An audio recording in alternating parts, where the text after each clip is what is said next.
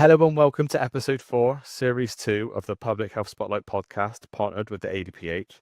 I'm joined today by the Director of Public Health and Medical Officer of Health of the Government of Jersey, Peter Bradley. Peter, welcome to the podcast and thank you for taking time out of your busy schedule to speak with me today. Thanks for inviting me. I'm really excited about today. After we spoke a couple of months ago, I was really keen to get you on the podcast, share your career and experiences with the audience, as it's a very unique and interesting career that you've had. If we just dive straight in, look, you've had a very diverse career, starting in general practice in child health before specialising in public health.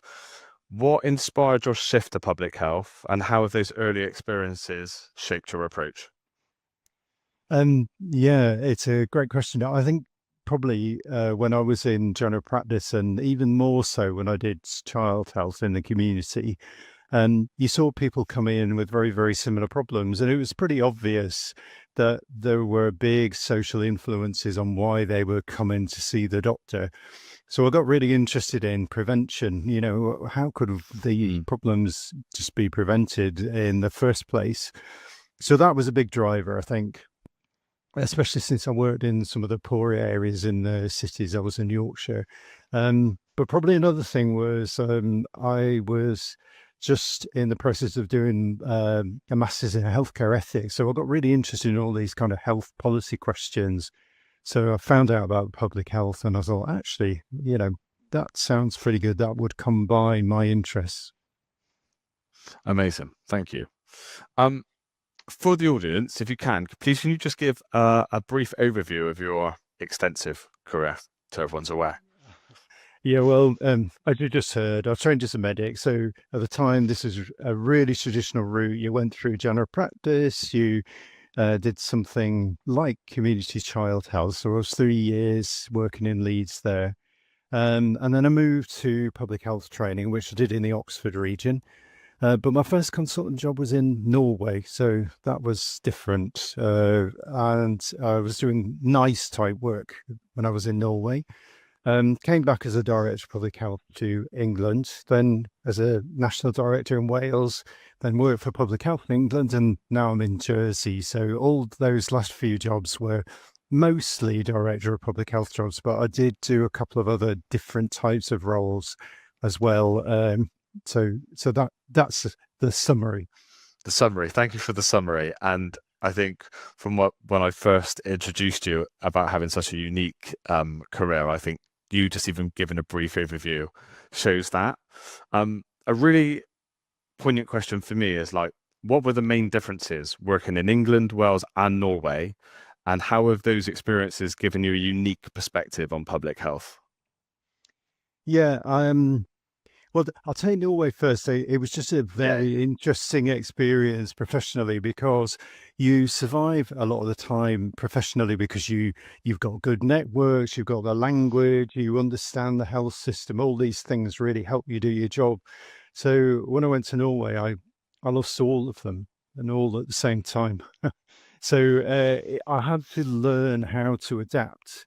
And I think a lot of the way that I coped with that was really trying to understand the culture that I was working in.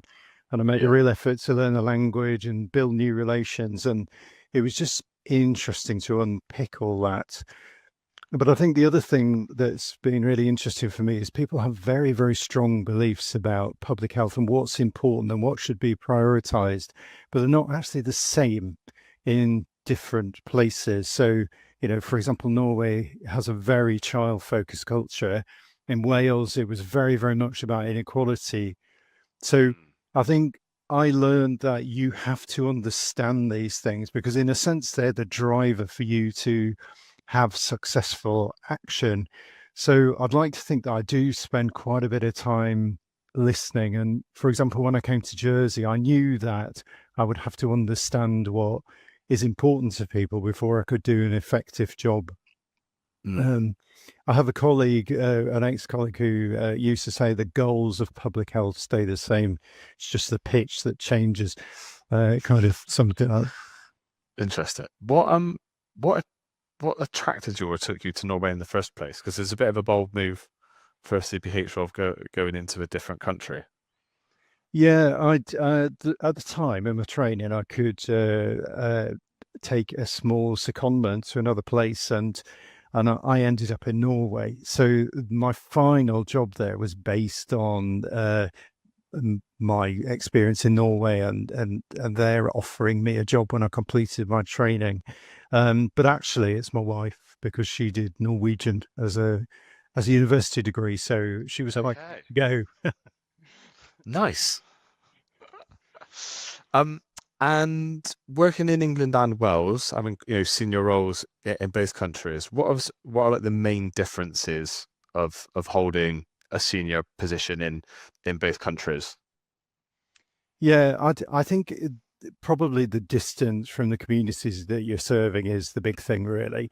So in Wales, even though you're at a national level, there's still quite a strong connection to the local community, and you have a very strong connection to the directors of public health in those roles.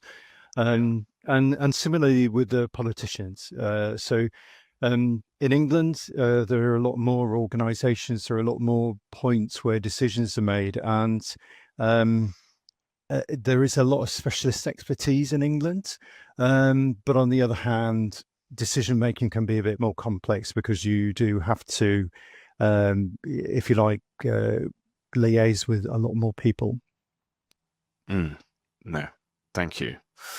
One thing I definitely want to touch on, and again, when I've spoken to a number of DPHs, they've not had this job title or experience, is you were the Director of Health Intelligence and CIO for Public Health England. What were the main responsibilities of the role, and what were the biggest challenges you faced at that point? Yeah, it could be the best job title I ever had. It was really True. about there was a very strong tradition of regional health intelligence networks, and the job was essentially about bringing those networks together so that they could inform national policy, but at the same time maintain the intelligence, the data outputs, the evidence outputs for local decision making. So in a sense, it was very much about bringing that change, and there were some potential efficiencies in doing that. So, for example, we could take a topic, and one of the leads from the regions could analyze the data for the whole country on that particular topic and develop a bit of expertise. So that was certainly part of it. Um, Another element of it was about data innovation. So at the time, I was really lucky. There were some fantastic people who were working in areas like data science, and they were quite new areas at the time, really. And what it allowed us to do with their skills was to analyze enormous quantities of data, millions of rows of data, and to do that in a much more efficient way. Uh, and that came to the good, if you like, during the pandemic, particularly. But they were also able to do other things instead of looking back at data like you would normally do. They were able to do predictive modeling. So we began to be able to investigate, important public health questions. And for example, we looked at the reasons why there may be regional variation in health, even beyond things like the normal deprivation score. So it was quite an exciting time to learn about all of that data innovation.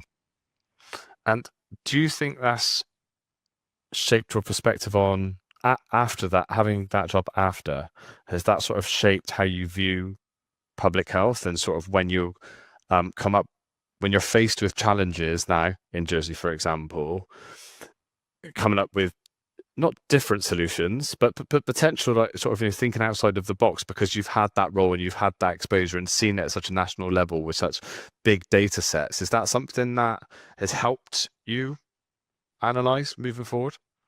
Um, I think so. The obvious thing is I really value the importance of data in decision making. So when I trained, there was a big emphasis on evidence, and I still think that that is incredibly important. But because data is more accessible, you can look at things in real time. It allows you to evaluate, and really use that as a foundation for your decision making. So that's one area. But I'd say as a leader, what it really did for me was it made me realize I absolutely need to listen to my staff sometimes. So I went into that job. I'd already led the National Health Intelligence team in Wales, but I didn't realize how ignorant I was. So I had to really go back to the data science team and said, you are going to have to teach me about data science, and then I can be the best advocate for you that I can be. So I think realizing you need to be a bit humble as a leader, that was a big learning point for me. Yeah, that's really interesting. And staying on the point of data, how do you see AI positively impacting public health? It's a massive discussion that I have with a lot of consultants in public health and DPHs, and people have different answers, but yeah, really keen to get your thoughts on it. Yeah, positive is it's a strong word, isn't it? I think people have a lot of um, well, anxieties about AI, Yeah. which maybe I'll come on to. But I guess there is positive um, applications where we can use it. But I think probably the most pragmatic way of looking at it is here. It's going to be increasingly a part of our lives, and I do think it's very important for the public health community to engage with AI for both positive reasons and also to mitigate some of the negative effects. So Yeah. certainly when I was training, as I say, there was this big emphasis on evidence, and one of the most powerful ways public health had to influence was to use evidence and really understand it, and you know you could be a lever for change really because you have that knowledge. So to answer your question, we can use AI for a lot of administrative type tasks. It's great for shortening texts and you know, even you know, translation can work to certain languages if you need to do that. So there are practical uses there, image recognition, relevant to screening. So the uses are coming out, but the big thing is about data analysis. So essentially, data science is built on using AI to analyze data. And that is the thing that is relatively well established. And I think in the future, if we got to a position where citizens held their own data and gave their own permissions for how that data might be used, you do have the potential to be able to combine, for example, your health data with what you're shopping in the local supermarket. And that does lend a way to having bespoke sort of self-help packages. However, as we know, there are many barriers before we get to that stage, and public debate, and you know the potential for bias and digital literacy, and all these things have to be worked through. And of course, disinformation and misinformation is going to be a real issue for us in the future. Yeah. But Fingers crossed. Hopefully yeah, we can use it for positive, right? And you know, again, prevention versus care is a massive topic. Again, headlined in the 10-year plan. And I think AI could be a really impactful way of prevention, like you say, analyzing data and looking forward, rather than just looking back. But that requires trust, doesn't it, from everyone? And yeah, we're at the early stages, but I think you're completely right. You know, there's a long way to go before we get to that point, but hopefully we can, because then we can see a positive impact um, yeah, in public health and the population, right? Thank you for absolutely. sharing. Taking a bit of a right turn, um, back back to sort of like you and your career. You've previously written a blog for the ADPH around your experience as a director in public health. You said, and I quote, "Our jobs can be tough, and it's too easy to remember the things that did not go so well, but we can change people's lives for the better. In the end, public health is about helping people, and we should be proud of what we contribute, whatever role we have." With this in mind, what are like the proudest moments in your career? Well, that's a great question. It's a great quote. Look, yeah, I think the things that I'm most proud of really are where services were developed or initiatives, and they really did help a community. So the sorts of things I would think of, I was quite heavily involved in developing the COVID dashboard. So if you remember in the pandemic, all the figures used to come up, and millions of people use that every day. And it did influence their life decisions.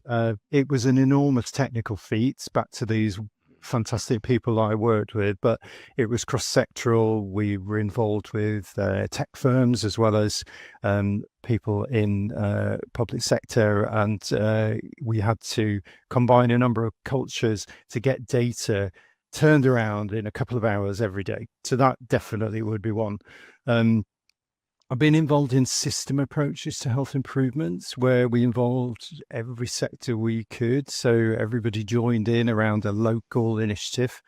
We had one, Healthy Ambitions Suffolk, and that really did seem to galvanise action to prevent ill health. And it was particularly pleasing to work with some of the communities there. And if you like, turn around relations that hadn't been so good. So I'm always very, very grateful to the Bangladeshi community there because they were fantastically helpful.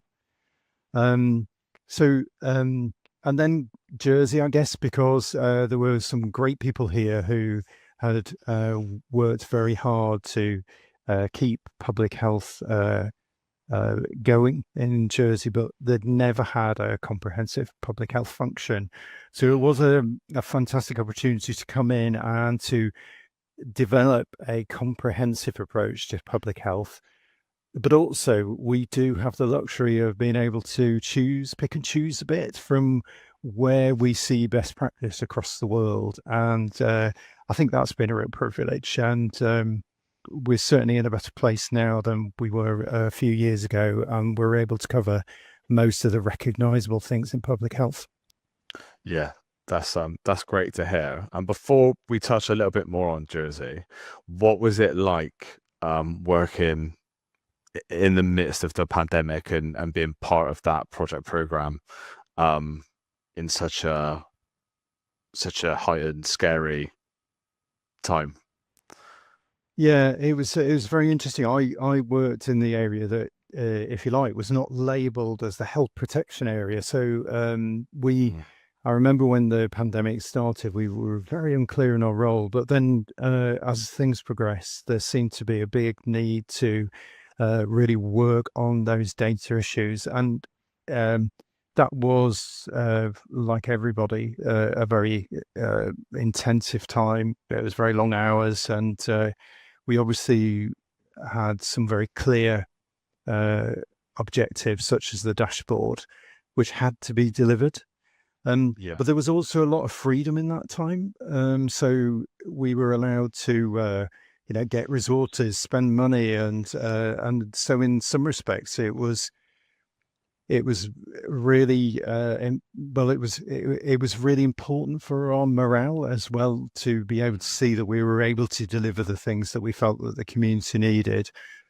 I think the other aspect is what that did to our working lives, and it Yeah. took us a while to recover from that. People got really used to working quite extensive hours, and I think we've got a job to do in public health now to ensure that we think of ourselves a little bit. We don't carry on that tradition of really long working hours and forgetting about the rest of our lives, whether it's our well-being or our family or friends. Definitely. Yeah. Um, Thank you. And touching on and going into Jersey now. So in 2002, you wrote an essay as part of a collection of essays for the ADPH. I think it was celebrating the 175th anniversary of the first ever DPH. Um, I was sent it by ADPH and had a read. You shared your unique current situation being a DPH and a medical officer of health for the island. Please, can you share your unique experience? Well, yeah, firstly, please, can you share your unique experience with us? Yeah, I'll start by thanking ADPH actually, because along with the UK Health Security Agency and the devolved nation public health institutes, where they give us a lot of support, and that's really important to us. We're a small island, and it's difficult for us to have expertise in every area. So that's been great. Obviously, you're in an island. I said the biggest advantage we have, and that I have, is that I can align what national policy. Jersey's not in the UK. We have our own laws, we have our own government with what we deliver on the ground. So decision making can be very, very quick. And that is something that I've not really experienced before. The downside of that is that you are effectively responsible for all of that. So you have to ensure that you are making some very, very good decisions, and you have to do that within what is effectively a very limited resource. So we would cover, many institutes work in England, certainly. So if I go back to my first point, so it's really, really important for us that we have these connections so that we make sure that our decisions, when implemented quickly, are the right ones for our population. I guess the other aspect is that there are two roles here, really. So you've got your Director of Public Health role, which would cover everything that UXA would do as well, the UK Health Security Agency. So, they will, of course, help us, but we are ultimately responsible for our own decisions in that area. And then this medical officer of health role, so which is like a chief medical officer role, and that has a slightly different flavour and nature to it. So yeah, there's quite a bit of prioritisation that goes on. We also work very closely across the islands, and that's been very, very important. So Guernsey particularly, we work very closely with.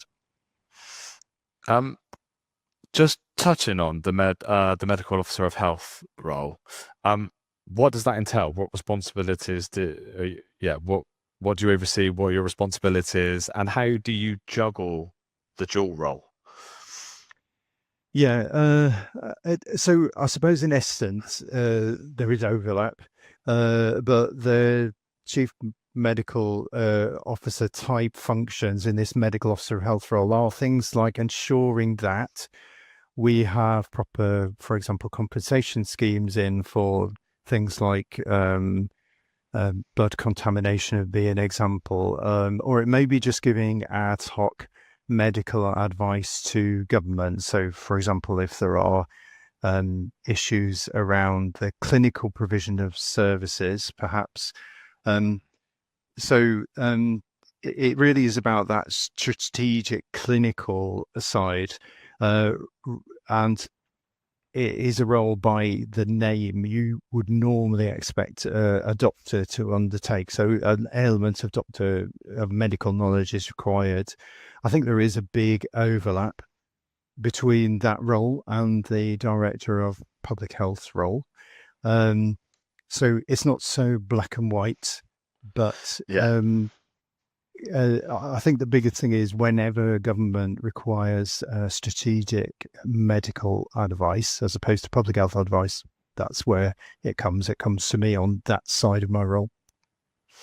Cool. I should have asked this at the start of the question, but what actually attracted you to the role? Yeah. Well, I suppose because I've had a pretty diverse career, you make a decision at some point whether you want to go in depth or you want breadth. Well, this has certainly got breadth. Yeah. I was quite excited by the prospect of being able to develop a public health function, not from a blank sheet of paper. There were good people here, but in a slightly different way. And I guess that reflects a bit from my experience of working in different places and seeing that there is good practice everywhere. So I think that was important. And I think I like a bit of an adventure, really. And so I suppose I didn't know everything about Jersey, so it was quite attractive from that point of view. I think, just looking back on your career, you definitely love an adventure and a challenge, and stepping out of your comfort zone, which is always good to see, right? Staying with Jersey, what are the main public health challenges that Jersey face at the moment, and how does your team, or how are they looking to tackle them? Yeah, so I suppose in many ways Jersey's similar to other places, like or at least places in Europe, and because our population is getting older and we see more people living with the chronic disease, that means that they have more years when they have an unhealthy experience, and that puts pressure on our health system. So very common to other areas in that respect. Inequality is also an issue for us in Jersey, just like it is, and that's obviously a major driver. Um, there are some specific issues about islands, not surprisingly, things like even as simple as supply and transport and things like that can really affect issues here. But I would say in general, it is surprisingly similar to other places. And many of the initiatives you'd see in the UK be relevant here. Cool. Interesting. You'd really think it'd be vastly different from an outsider's perspective, obviously. But no, good to see and hear that. Yeah, it's not as different. Um, Looking back of being a DPH for 22 years, how has the role for you evolved, if it has at all? Yeah, it's interesting. I'd say actually it's evolved, but it's cycles. So public health emphasizes particular parts of its function at various points in time. So whether it's health improvement or health protection or healthcare public health.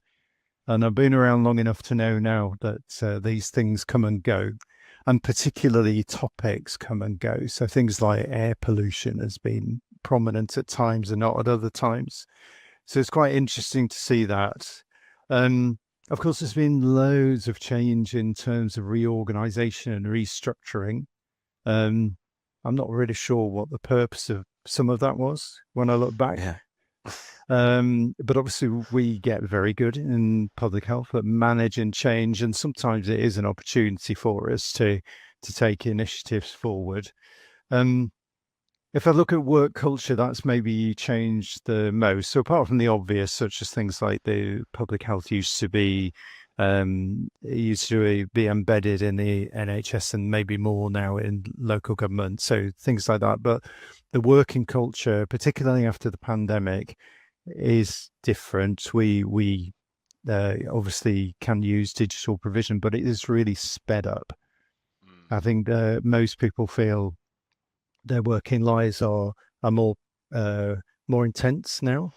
Yeah. So there's also been those changes, but public health goals do say the same. If I go back to that quote, like you just need to wait for your moment of opportunity, I think, to deliver your objectives. Um, so what advice would you give someone, Pierre, who is an aspiring DPH? Um, yeah, I would say that we really need you. Um, Public health needs people who are going to be quite courageous to take things forward. It's quite a challenging time. Um, Look after yourself. And part of that is things don't always go well, but you can learn from those times and use that knowledge in the good times. So, yes, I'd like to encourage anyone to be a DPH in the future. Um, and if you had one piece of advice you could give yourself at the start of your career, what would it be and why? I would say your career is over quite a long period of time.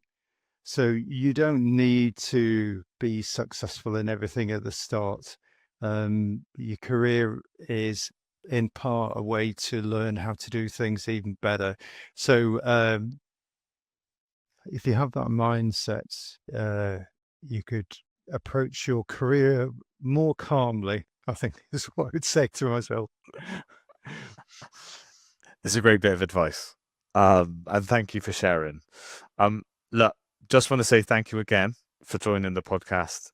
today. It's been a pleasure to speak to you and to share your experiences and career with the audience. We have done things a little bit differently. We've been doing it virtually today. We've come across a couple of challenges, but hopefully we've overcome them. But no, thank you. Really appreciate your time. And that I hope that's really helped everyone who's listened and given them a really in-depth insight into your career and what you're doing at Jersey, which sounds really exciting. Well, thank you, and it's been a pleasure. No, it has been a pleasure. Thank you. So, no, thanks for everyone for tuning into the Public Health Spotlight podcast. We really appreciate it. Yeah, look forward to the next episodes. But again, thanks, Peter. It's been a privilege. Yeah, thank you.